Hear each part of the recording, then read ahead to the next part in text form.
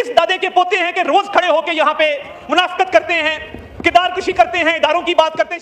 है जनाब स्पीकर, हुकूमत का ये इमरान खान का खौफ है जिसकी वजह से ये इकट्ठे बैठे हुए हैं।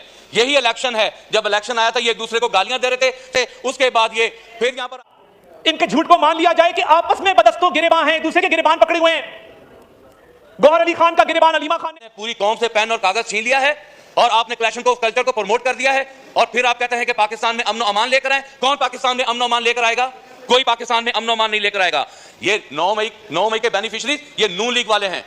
अस्सलामुअलैकुम। निसार जट ने तारड़ दी तबाहकुन छितरोल कर दी। तारड़ नू बदतमीजी करना महंगा पै गया। महात्मा की तुम लोग पूजा करते हो, इमरान खान न्याजी की, वो इसराइल का एजेंट, मुल्क का गद्दार। जो कुछ बलोचिस्तान में हो रहा वो इमरान खान की वजह से हो रहा। इमरान खान ने नौजवानों की जेन साजी करके सानिया 9 मई कराया। वो इतना बेशरम है, अपनी फौज के ऊपर हमला उसने करवाया। बस ये कहने की देर थी, उसके बाद तारड़ की ऐसी छितरोल जो कभी भी नहीं भूली जा सकती। चले नाजरीन, पहले ये वीडियो देखते हैं फिर इस पर बात करेंगे। चैनल को सब्सक्राइब लाजमी कर लें और बेल आइकन को प्रेस कर दें ताकि इस तरह के वीडियो आप तक पहुंच सके। आपकी मोहब्बत का शुक्रगुजार हूं। चलें वीडियो शुरू करते हैं। आज भी बात करते हैं 9 मई। इनको दूसरा टॉपिक ही नहीं आता। बाहर बैठे इनके नुमाइंदे जो पैसे लेते हैं गैर मुल्की एजेंटों से। आप आइन की रूह से आ जाए, हमसे बातचीत कर लें, आइन पर आ जाएं। अगर आप आइन पे आएंगे ये हाउस भी चल जाएगा, अपोजिशन भी अपना काम करेगी, गवर्नमेंट भी अपनी जिम्मेदारी निभा सकेगी। अगर ये आइन से हटेंगे तो मैं समझता हूं कि ये कुछ भी नहीं कर। उसी इदारे को बात करता है, इसको शर्म नहीं आती, इसको कोई हया नहीं है, इसको पता नहीं है मैं किस इदारे की बात। मतलब है कि भिखारी चुनने वाले नहीं हो सकते। और ये किसने कहा? शहबाज शरीफ ने कहा। कोई अफसोस कि पूरी कौम को भिखारी कहने वाला आज हमारा वजीर आजम कही गई। वोट को इज्जत दो। जनाब स्पीकर साहब, नवाज शरीफ साहब के इस बयानिए को तो हमारे मलकू सिंगर ने ठोकर रख दिया था। मलकू उठा, उसने नकदा कोका गा के कैदी नंबर 804 का जिक्र किया, नवाज शरीफ का बयानिया दफन। और आलम यह है कि पाकिस्तान पीपल पार्टी का पंजाब में नामो निशान दफन होकर रह गया है। इंशाल्लाह ताला बहुत जल्द पाकिस्तान मुस्लिम लीग नून भी इसी तरह पंजाब में हम दफन करके दिखाएंगे। इंशाल्लाह ताला दफन करके दिखाता। यहाँ पर हमें कल कहा गया कुरान उठाओ कि हम मोहब्बे वतन है कि नहीं, उनकी पैदाइश है। कौन है वो? अल्लाह बाकमाल खो गया।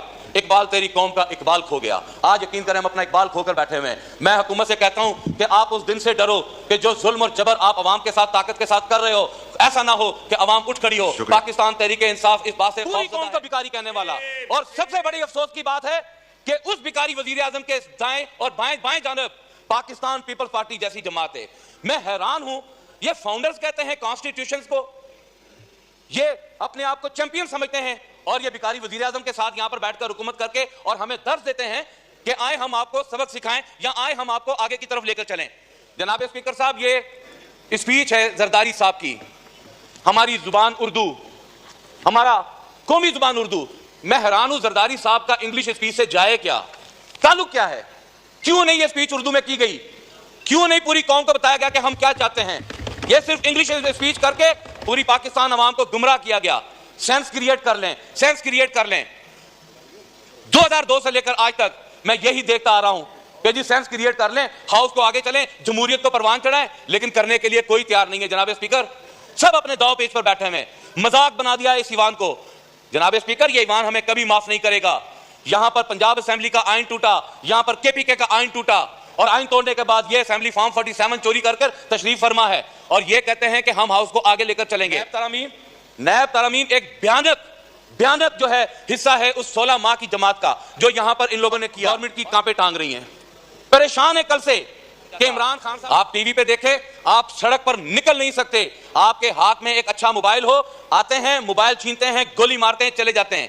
जनाब स्पीकर, कौन सी ऐसी सहूलत है जो कि पुलिस को नहीं दी गई? उसके बावजूद भी अगर कराची में यह फेल्योर है तो क्यों है? कच्चे के डाकू दे के पैसा थक गए हैं, पुलिस को दे के एमिनेशन थक गए, कच्चे के डाकू नहीं काबू हो रहे। सदर साहब को चाहिए था कि कराची के अमनो आमा, सदर साहब को चाहिए था कि यहां पर जो कच्चे के डाकू हैं, अब तो हालात ऐसे हैं जनाब स्पीकर, मैं फैसलाबाद में मेरे हल्के में गुज़िश्ता हफ्ते में 4 से 5 बच्चे कत्ल कर दिए गए सिर्फ स्नैचिंग के नाम पर और पुलिस तमाशाई बनी हुई है। कोई पूछने वाला नहीं है, कोई ऐसे हालात। यहां पर अगर आप किसान की बात कर लें, किसान को आपने रौंद के रख दिया है। गंदम मिडलमैन खरीद रहा है। कल जो है ये डाका किसान की जो गंदम के ऊपर डाला गया है, इसका जवाब दे कौन है? हमारे किसी मजदूर को कोई तहफ़्फ़ुज़ नहीं है। खुदा ना ख्वास्ता कोई मजदूर हमारा काम करते वफात पा जाए या कोई उसके साथ एक्सीडेंट हो जाए, वेलफेयर फंड देने के लिए तैयार ही कोई नहीं है। आप ऐसा करें जनाब स्पीकर, पिछले 16 माह की हुकूमत में कितने क्लैशन कोर्स के लाइसेंस जो हैं वजीर दाखिला ने इश्यूज किए, कभी उसका रिकॉर्ड लेकर आप इस ईवान में आए तो आपका सर पकड़ के बैठ जाएंगे। जनाब स्पीकर, यहां पर मैं एक और निशानदेही करना चाहता हूं कि सॉवरेन वेल्थ फंड्स पिछले हुकूमत ने यहां पर लेजिस्लेशन की, 7 आपकी मुनाफा बख्श कंपनी, 7 मुनाफा बख्श कंपनीज जो है वो आपने उनके हवाले कर दी, जबकि आपकी एक मीटिंग नहीं हुई और 100 खरब रुपए का आपने पाकिस्तान कौम को चूना लगा दिया। अगर वही 100 खरब रुपया आप लोगों ने इस्तेमाल किया था अपने इन कर्जा जात में, तो आज शायद हो सकता है कि पाकिस्तान जो है इसका मुकम्मल हो जाता कि आपको कर्जों से निजात। साहब, यहाँ पर एक शख्स यहां से फर्दे वाहिद उठे और पूरे हाउस को डिक्टेट करे कि हाउस किस तरह चलना है। इस तरह हाउस नहीं चलेगा। जनाब स्पीकर, नो क्रॉस टॉक। जनाब स्पीकर, उठा रहा है जो फितने मेरी जमीनों में, उठा रहा है जो फितने मेरी जमीनों में, वो सांप हमने ही पाला है आस्तीनों में, वो सांप हमने ही पाला है आस्तीनों में। कहीं से जहर का तरियाक ढूंढना होगा, कहीं से जहर का तरियाक ढूंढना होगा जो फैलता ही चला जा रहा है सीनों में। कसूरवार समझता नहीं कोई खुद को, कसूरवार समझता नहीं कोई खुद को, छिड़ी हुई है लड़ाई मुनाफिकीनों में। जनाब कि तुमने 12 अमवात क्यों कहीं, तुम 1200 पे क्यों नहीं आए? गजा फलस्तीन के इमेजेस को सोशल मीडिया पे फैलाते हैं, सड़क को लाल लथपथ दिखाते हैं खून में। उमर अयूब साहब ने लिया। उमर अयूब साहब किस सिस्टम के बेनिफिशियरी हैं? जिस इदारे ने उमर अयूब को इस काबिल किया कि वो हाउस में खड़ा होकर तकरीर कर सके। जनाब स्पीकर, आज जो केपी के हालात हैं, आज जो केपी के हालात हैं, मुझे बताइए कुरम में लाशें क्यों गिरी? कुरम का अमन किसने खराब किया? ये इस्लामाबाद पे धावा बोल रहे थे जब कुरम में लाशें बिछी थी। इनके दौर में ये तो झूठा मुनाफिकत पे मबनी बयानियां हैं जिसके जवाब में कभी लाशों का नंबर 1200, कभी क्या साहिवाल में जिन बच्चों के सामने उनके वालिदैन को गोलियां मारी गई थी बानी चेयरमैन पीटीआई के दौर में, उनको ताजियत करने के लिए 8 क्लब रोड लाहौर में बुलाया गया। वजीर आला सेक्रेटेरिएट में दुआ की गई उन बच्चों से जिनके वालिदैन के सीनों में गोलियां मार के उन्होंने उनको शहीद किया था। क्या मुल्तान के कासिम बाग के जलसे में भगदड़ मचने से जो 25 लोग इनके अपने शहीद हुए, बानी चेयरमैन पीटीआई तकरीर फरमा रहे थे और सामने लाशें पड़ी थी, क्या उनसे ताजियत की? आज इनको लाशें नजर आ रही है, मैसेकर नजर आ रहा है। बैठे कासिम गिलानी साहब, पूछिए आप इनसे, क्या मुल्तान में भगदड़ मचने से लाशें नहीं गिरी थी? ये बात करते हैं यहां पे आके। और जो मुल्क से बाहर भी कैंपेन चल रही है, उसकी फंडिंग कहां से हो रही है? मुल्क के खिलाफ, रियासत के खिलाफ, इदारों के खिलाफ। आज बहुत अफसोस हुआ कि अपनी बात करके चल दिए और उसके बाद अगलों की बात करने का क्या हक नहीं है? क्या इनमें इतना हौसला नहीं है कि ये बात सुन सकें? जनाब डिप्टी स्पीकर, ये वो लोग हैं जो बंद दरवाजों के पीछे आके, बिल्कुल ठीक था ख्वाजा साहब ने। एक मिनट मिनिस्टर साहब, आप अपनी सीट पे आएं और कोरम पढ़ें। मिनिस्टर, ये आप सर, मैं एक यहां से ऊ किया गया, काश 9 मई को ऊ किया होता और शहीदों की यादगारों को बसमार ना किया होता। काश 26 नवंबर को भी सवाल का किया जवाब देना। होता। तार साहब, आप इतने सीनियर, देखें ये माइक खोलें, माइक खोलें। आखिरी बात जनाब डिप्टी स्पीकर, जापान में जो जिन लोगों ने ऊ किया था वो काम भी साथ कर रहे थे। खाली ऊ से काम नहीं बनता, साथ काम भी करना पड़ता है। ऑनरेबल शैला रजा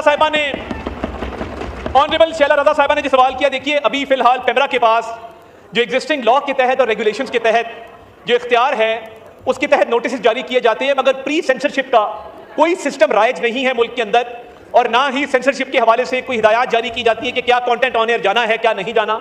ये बात दुरुस्त है कि तमाम चैनल्स के लाइसेंसेस और उनकी रिन्यूअल ये पेमरा के पास है, मगर कंटेंट के हवाले से, पब्लिक सर्विस मैसेजिंग के हवाले से उनको एक जनरल गाइडलाइन इशू की जाती है।